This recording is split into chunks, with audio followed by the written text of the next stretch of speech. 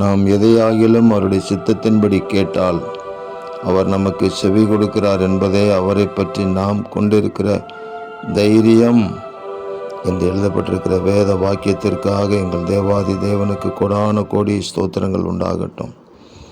ஆண்டவராகிய இயேசு கிறிஸ்துவின் நாமத்தை நம்பி தேவ சித்தத்தை அறிந்து அதன்படி உம்மிடத்தில் நெருங்கி வந்து தங்களுடைய விண்ணப்பங்களை வைக்கிற உங்கள் பிள்ளைகளுக்கு கர்த்தர் செவி கொடுக்கிறதற்காக ஸ்தோத்திரம்.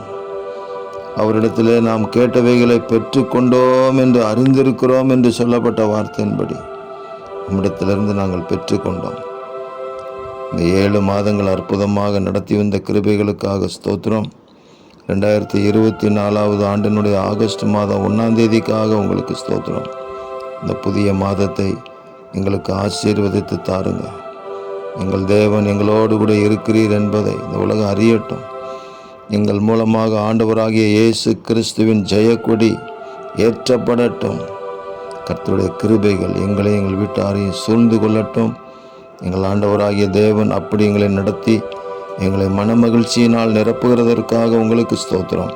இரட்சகர் இயேசு கிறிஸ்துவின் நாமத்தில் ஜெபிக்கிறோம் பிதாவே. ஆமேன், ஆமேன், ஆமேன்.